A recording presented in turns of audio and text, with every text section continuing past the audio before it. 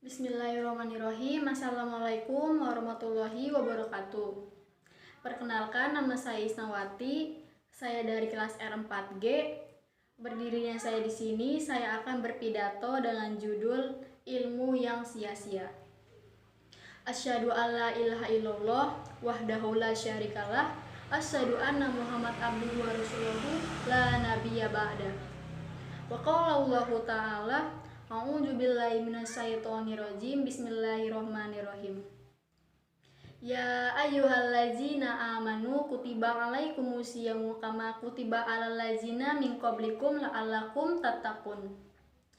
Baik, pertama-tama yang paling utama, marilah kita limpahkan puja beserta puji syukur kita terhadap Ilahi Robbi, yang mana telah memberikan kita nikmat iman, nikmat Islam, serta nikmat sehat walafiat. Yang kedua, salawat beserta salam tak lupa pula kita hanturkan kepada baginda kita Nabi besar Muhammad SAW yang telah membawa kita dari zaman kegelapan hingga zaman terang benderang seperti sekarang ini.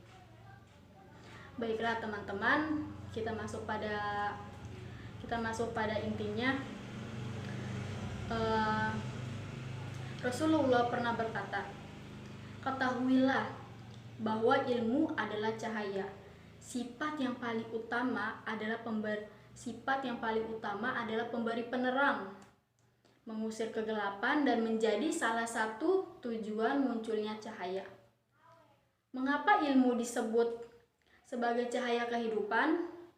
Karena ilmu adalah salah satu pancaran penting untuk kehidupan dan sebagai petunjuk arah dalam kehidupan seseorang.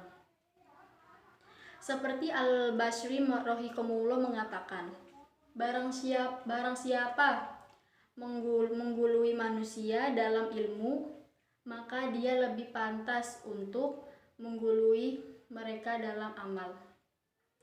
Yang berarti, semakin banyak ilmu yang dimiliki oleh seseorang, maka semakin banyak amal yang dilakukan.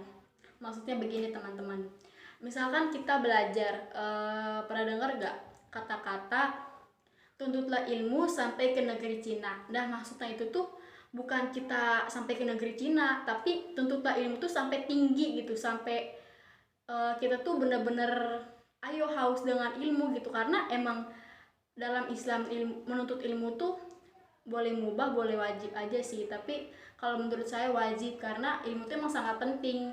Dikatakan juga sama Rasulullah SAW, ilmu itu cahaya, yang berarti kan cahaya kan penerang kehidupan. Nah, kalau misalkan kalau misalkan orang itu tidak berilmu, nah maka kehidupannya akan gelap loh. Nggak kayak gitu juga sih, maksudnya tuh mungkin dengan berilmu kita tuh jadi tahu, kayak misalkan yang tadinya pasti kayak misalkan dari awal kita kelas TK gitu, 1 tambah 1 nggak mungkin kan kita langsung tahu 2, pasti kita diajarin kayak misalkan baca ini budi gitu, nggak mungkin tuh kita tuh langsung bisa ini budi gitu, karena semua itu proses. Nah, itu yang dinamakan ilmu yang bermanfaat. Seperti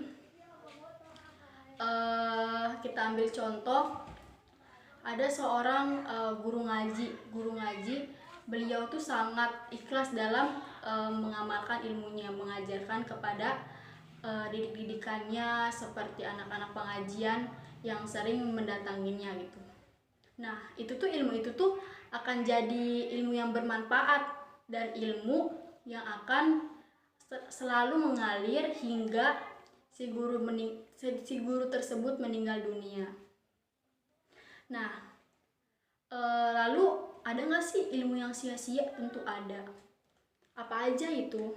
Yang pertama, jika dipelajari atau didapat, tidak diamalkan. Nah, bagaimana ya? Seperti makujot. Al ilmu bila amalin kasajari bila sajarin. Ilmu tanpa pengetahuan atau ilmu tanpa pengamalan bagai pohon yang tidak berbuah. Kawan-kawan bisa bayangin nggak? Kita nih udah kayak udah nanam misalkan pohon jambu gitu. Nah, udah lama banget nih kita nungguin kok ini nggak berbuah. Nah ternyata tuh itu sama kayak ilmu tuh kalau misalkan kita nggak diamalin, nah itu bakalan tuh kayak nggak berbuah gitu loh, kayak nggak timbal balik ke kita. Nah ini sama juga nih, sama pengertian dari Mapujo tersebut. Kayak misalkan seperti yang tadi saya jelaskan sebelumnya tentang seorang guru. Nah ini saya sekarang ambil contoh lagi. Misalkan teman-teman sekarang udah sarjana dan menjadi guru, amin, menjadi guru. Nah itu tuh kalian tuh bakalan tuh kayak dapat pahala gitu loh. Kenapa dapat pahala? Karena telah mengajarkan seseorang yang belum bisa atau tidak, ilmunya tuh belum seperti kalian gitu ibaratnya. Nah kebalikannya, kalau misalkan kalian udah ilmunya udah tinggi tapi kalian nggak diamalin nih ilmunya, nah itu tuh kayak sama aja sia-sia, nauzubillah. Nah itu tuh nanti di akhirat nanti kalian tuh akan dipertanggungjawabkan kemana ilmu itu dan mengapa tidak diamalkan. Nah yang kedua, jika diberi sedang dia bermaksiat. Maksudnya gimana ya? Kayak gini, seperti Mapujot. Lagi-lagi saya pakai Mapujot. Seperti Mapujot, sakautu ila waqi'in suahibji fa arsadani illa tarkil ma'asi fa ahbaroni bi anna ilmu nurun wa nurullahi la yu'dal lil asif. Yang artinya aku, jadi Mapujot ini tuh kayak lagi konsul gitu loh. Aku telah mengadukan kepada guruku tentang lemahnya hafalanku. Maka beliau membimbingku untuk meninggalkan maksiat. Beliau juga memberitahuku bahwa ilmu adalah cahaya. Nah, cahaya lagi kan, dan cahaya Allah itu tidak akan masuk atau diberikan oleh orang yang sedang bermaksiat. Maksudnya jadi tuh si puan ini tuh dia lagi konsul ke gurunya. Jadi dia tuh kayak lagi dikasih hafalan gitu, atau dia emang lagi megang amalan. Tapi kok hafalan yang saya hafal itu kayak nggak masuk-masuk nih, jadi dia konsul. Ternyata penyebabnya adalah dia sedang bermaksiat, teman-teman. Nauzubillah. Sama seperti bukan hanya hafalan sih, namun pelajaran juga. Kayak misalkan kita tuh lagi diajarin sama guru, entah kita nggak suka sama gurunya atau kita malas-malesan dalam menuntut ilmu. Nah itu ilmunya bisa saja nggak akan masuk, karena Allah tuh nggak akan ngasih ilmu sama orang yang bermaksiat. Bermaksiat tuh bukan tentang kayak berpegangan tangan sama lawan jenis aja loh, namun kayak misalkan kita ngegosip atau kita membuli orang, pokoknya perlakuan jahat itu termasuk maksiat ya teman-teman. Makanya hati-hati dalam menuntut ilmu.